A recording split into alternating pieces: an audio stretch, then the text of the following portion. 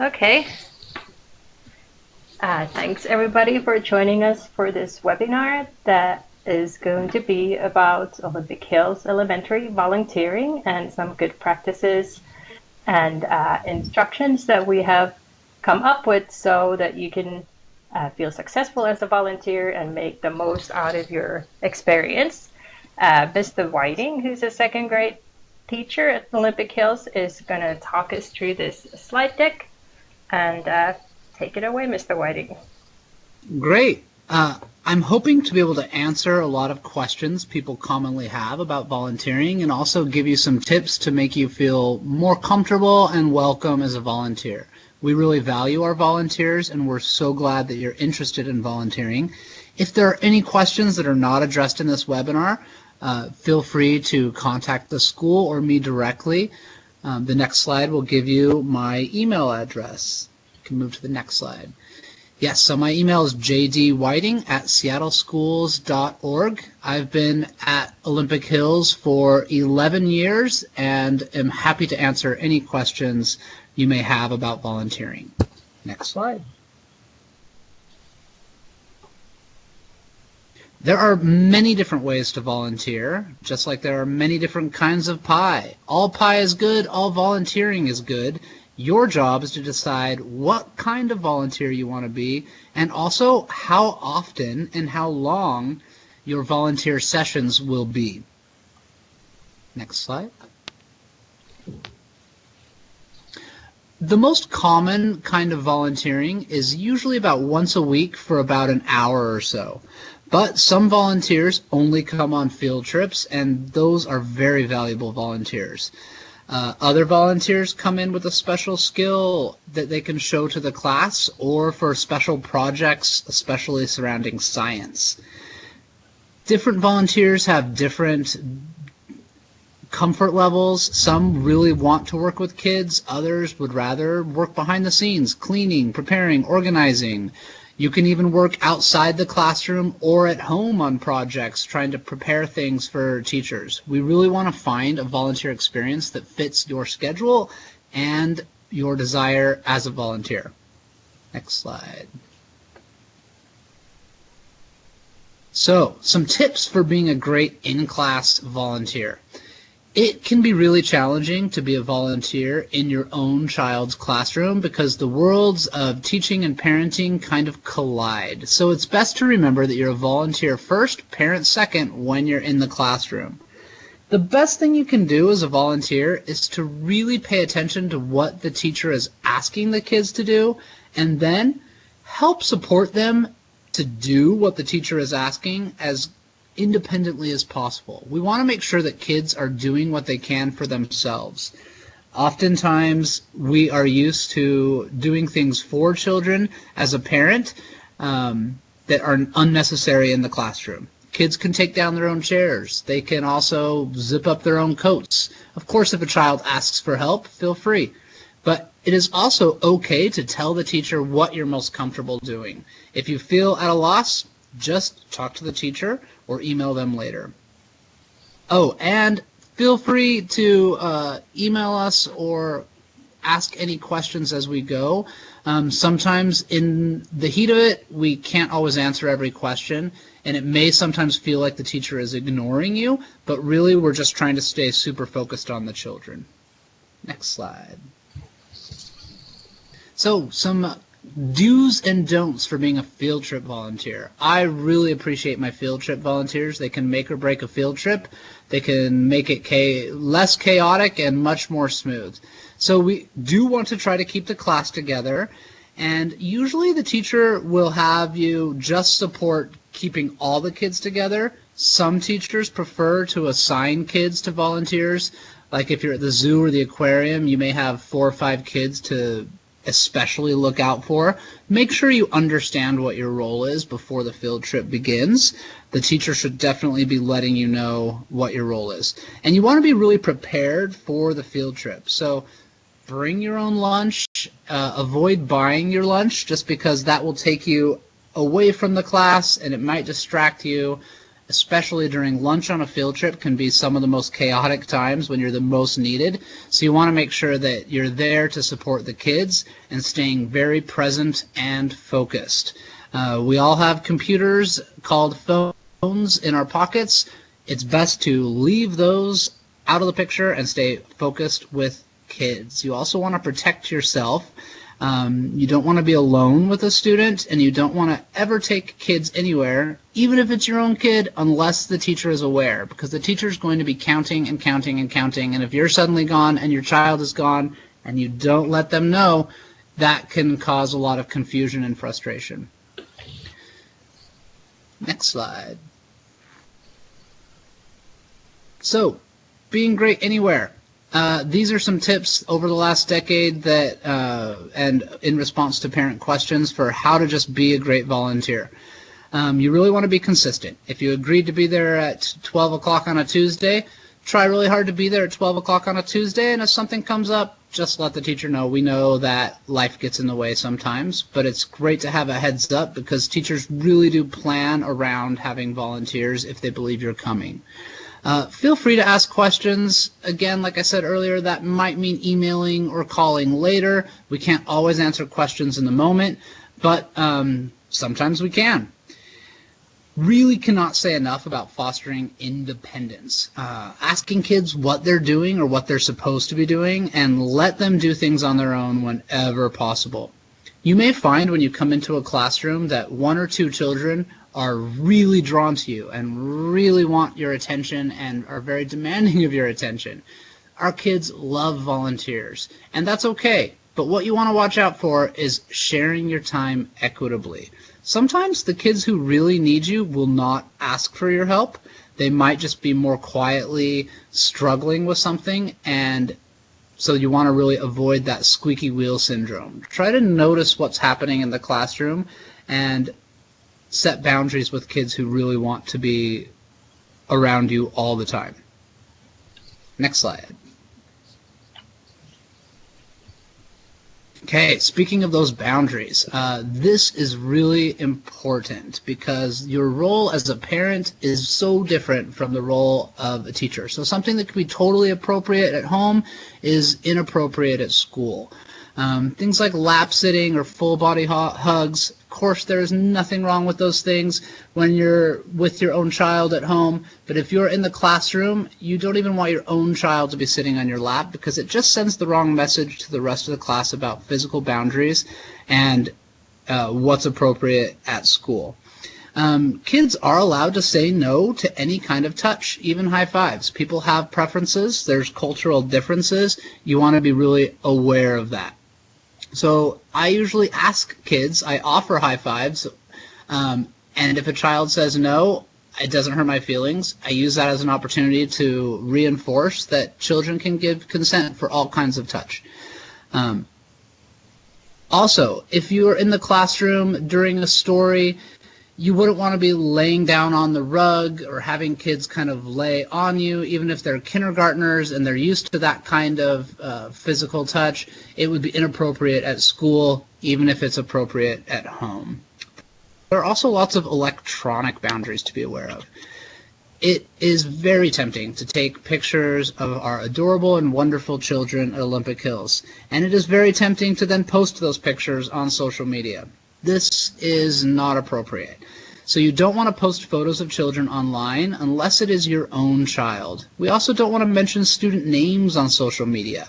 Different families are comfortable with different levels of privacy, and it's really important to be aware of that. Again, I'm going to bring up the phone while you are volunteering. Even if you are not involved in that part of the lesson or the project, keep your phone in your pocket, ringer turned off, and stay focused and present. The second the phone comes in, the kids see you in a different light. They realize you are not paying attention to the lesson, and it kind of sends the message that whatever's happening in the classroom is not very important. Next slide.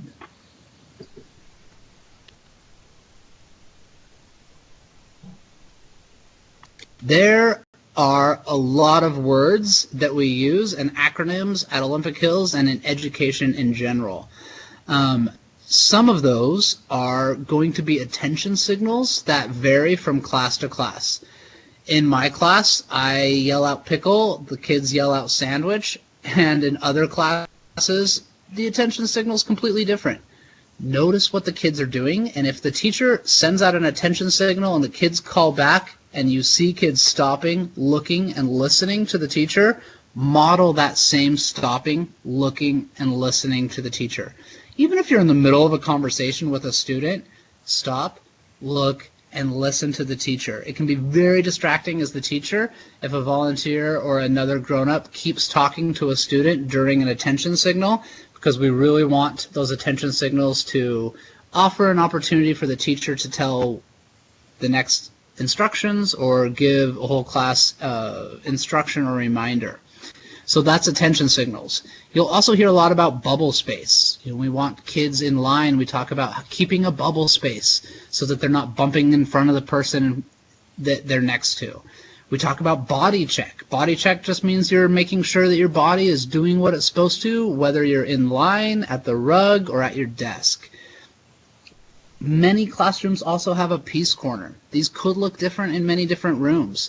You may need to ask the teacher about the peace corner in their room. But in my room, it means a cool-down place where a child can elect to go and experience big feelings, self-calm, and rejoin the class quickly. Many times, I ask my volunteers not to talk to kids when they're in the peace corner, because that's a place where I can quickly check in with them and avoid over-coddling or creating more of a problem than there was to begin with. If you see a teacher wearing a strange hat, that could mean different things in different classrooms. So often the strange hats that people wear are a signal to the children that the teacher is busy teaching a small group and is not to be interrupted unless there is an emergency. Some of the acronyms you might hear, PCP means, oh boy, I forget what it means, but what it really means is that the kids are off at a specialist class, like library, computer lab, PE, art, or music. MTSS is a group that meets at the school to look at student data and come up with academic and behavioral plans. SIT is the student intervention team. SPS, Seattle Public Schools. IEP is an individualized education plan. And IA, you might meet IAs when you are volunteering. They're instructional assistants. And EL stands for English Learner. These are just a few of the acronyms that you may hear. As teachers, we get really used to using them, and if you ever are curious about what something means, feel free to email or ask. Okay, next.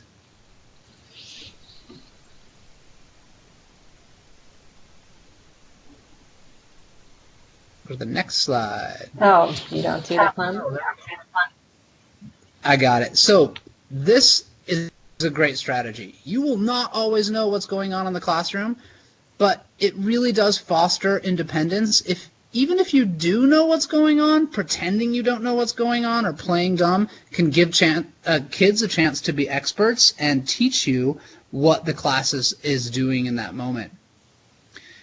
Sometimes you will be pretending to not know, and other times you really won't know. Either way, it's going to give the kids a chance to teach you what they know, and we know from research that kids who are able to teach are also really great at learning.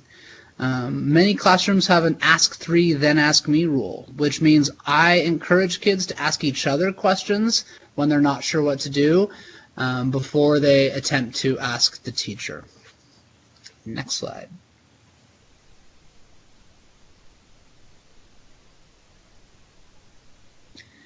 We want to keep things positive at Olympic Hills, and one way we do that is by using Otter cards. Otter cards are available in the office. They've got a whole bunch of copies of them, and you can give these to children when you notice them doing something helpful, safe, kind, or responsible. The best thing you can do is be specific with your praise. Instead of telling a child, "Good job, here's an Otter card," tell them what was good about it. "Great job keeping a bubble space in the hallway," or "I noticed you gave a gentle reminder to your friend that was really respectful. Here's an Otter card." The kids know what to do with these. There's usually a collection place in the classroom, clearly labeled Otter cards, and then every Friday at the morning assembly, At the Friday morning assembly, our principal will pull a couple honor cards that have been turned in, and that class can earn extra recess. So the kids are very motivated to get honor cards, and they love getting the chance to earn extra recess for their entire class. A quick question. As a volunteer, would you fill in that card, or do you just give it to the student and they write their own name and what they were praised for and who their teacher is? That is a great question. Generally, if you can fill it in yourself, that's probably best, just because then the child won't be distracted and want to go to their seat and fill it out right then. But it's really okay to just hand out the honor card too. As teachers, sometimes we have a chance to fill it out, sometimes we don't. The most important thing is just that they happen and they get handed out, and if it's a little bit of a hassle or a little bit of a distraction, it's well worth it, and we're okay with that. Okay, great. Thank you. And then there's an example of kind of how it gets filled out on there. But yeah, even when we're keeping it positive, even when we're trying really hard to stay present, sometimes things will go awry. The next slides will give you some tips for how to deal with that. First of all, if there is something big happening, if a child is really upset or you're not sure what to do, it is okay to kind of back away and let the professionals do their job. It's also okay to alert the teacher. If the teacher is busy doing something and there's something that feels like an emergency, kids fighting physically or something dangerous happening, as rare as that is, that would be something you would definitely interrupt the teacher and let them know if they were unaware. The chances of that happening are pretty small. So if you ever feel like, ooh, I'm not sure what to do in this moment, just back away, focus on another child for a while, and let the teacher or other professional do their job. Next slide. Okay, but things that teachers can do, things that you can do, sometimes kids get upset, sometimes they have a big emotion. These are two things that I do all the time to help kids when they're triggered, or we say back-brained. So they've gone to the back part of their brain, their frontal cortex is not making great decisions, they're just raw and upset. Distracting children with a silly question can be really helpful. You know, asking, would you rather share a pizza with a bear or a penguin? It can be confusing long enough to jolt them out of back brain. They might even answer the question, and then we can focus on breathing or some other strategy to help them to self-soothe or calm down. You also may end up working with a child one-on-one on some work that they might not want to do. That happens. We don't always want to do the work that the teacher's asking us to do. So it's great to be able to at least choose something. Maybe they can choose where they sit to do the work. It has to work for the class, and it has to work for you and the teacher. So you wouldn't want to offer something that would be inappropriate. You know, you couldn't say, well, if you do this math, I'll give you a candy bar or a stick of gum. The teacher is not going to appreciate that you did that, even if it gets them to do a little bit of work. But most teachers would be fine if you're working with a student to say, would you rather sit on a wiggle chair or a regular chair? Do you want to sit at your desk or at the rug? Everybody wants to have a little autonomy in their life. Giving that autonomy can help kids feel more in control and more motivated to learn. Next slide. As a volunteer, anyone who's working with children, you always want to remain calm, but you also need to sometimes be kind of assertive. If you have a child, especially I'm thinking if some kids really want to just jump into your arms or on your back or hang on you. You do not want kids hanging on you physically, even if you're out at recess. So if you're too calm, then you might just say nothing and let the child hang on you, and then something inappropriate is happening. If you're too aggressive, then it might just be a little too much. The happy medium is just being assertive while remaining calm. Nope, we can't touch right now, or I would like some space. That's kind of what that tone can sound like. That brings us to our social emotional curriculum at Olympic Hills, which is called RULER. RULER stands for recognizing, understanding, labeling, expressing, and regulating. There's a lot of information about RULER online, some great YouTube videos of RULER in action, and we'll go through some of the things you may see at Olympic Hills. Every class has a mood meter. This is probably the most helpful ruler tool for volunteers, because you can use the mood meter to have a kid kind of check in with you about how they're feeling at appropriate times. The biggest thing I want to mention about the mood meter is there are 4 quadrants of feelings. In the red quadrant, you have high energy and low pleasantness. This is where anger lives, but it's also where determination and focus live. So there's really no bad quadrant on the mood meter. Even blue is low energy, low pleasantness. So feelings like sadness and hopelessness, which are definitely unpleasant, would live there. But also sometimes empathy or sympathy can be there, and those are important feelings to have and recognize, and it can help start a conversation if a child's able to kind of plot themselves on the mood meter. In my classroom, we have little avatars the kids can move made out of felt, and they can kind of show you where they are on the mood meter. In my experience, a lot of kids spend a lot of time in yellow. High pleasantness, high energy, seems like it would just be great. Not always optimal for learning. So we teach lots of calming strategies to kind of move down into the green, or just kind of give strategies for kids wherever they are to get to where they need to be. And sometimes it's just about recognizing where they are, and that's all they really need to do. The meta moment. So we all sometimes get upset. Something will happen. This happens to adults. It certainly happens to children. Something happens. We sense a feeling. If you can take a meta moment, it means you're able to stop, see your best self, pick a strategy, and move on from there. If you're unable to take a meta moment, you kind of get stuck in step 2, that sense. And if you're not able to kind of stop and kind of picture a plan, then you can make poor choices. So we want to direct kids to a meta moment poster if there's one available in the classroom, or at least kind of hold this process in our minds for kids when they're upset. It can also just be a good problem solving process in general on the playground or the classroom.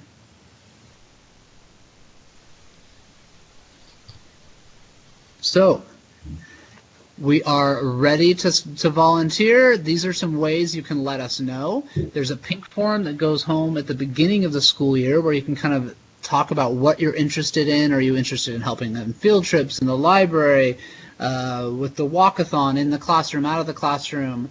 That can kind of be a way of letting us know what kind of volunteer you want to be.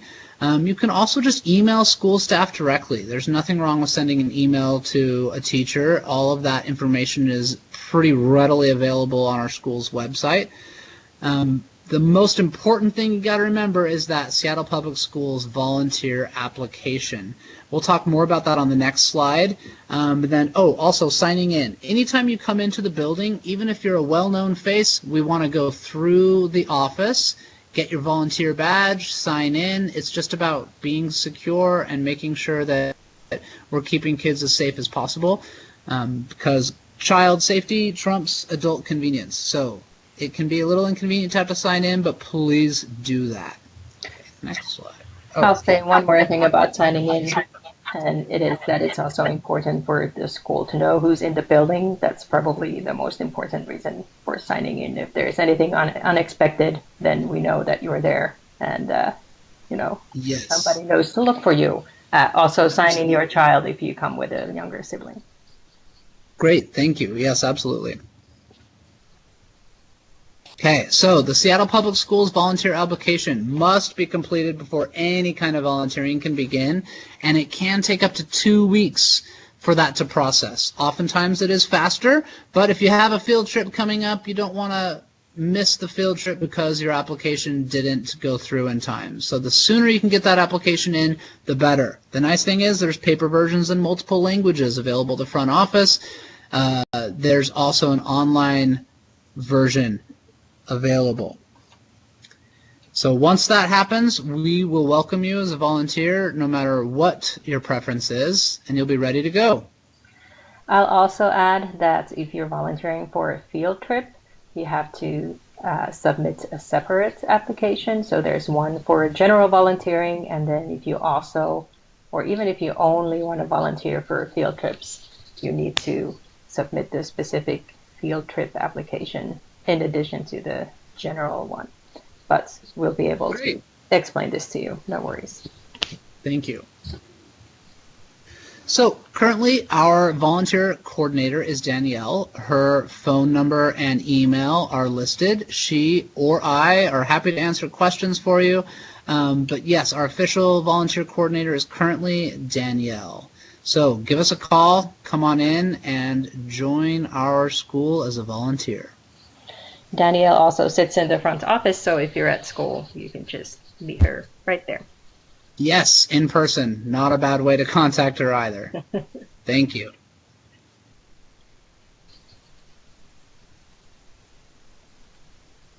All right. Thanks very much, Mr. Whiting. You're welcome. I bet you'll be getting questions, and we look forward to those. Thanks again for your time. Bye-bye. No problem. Bye.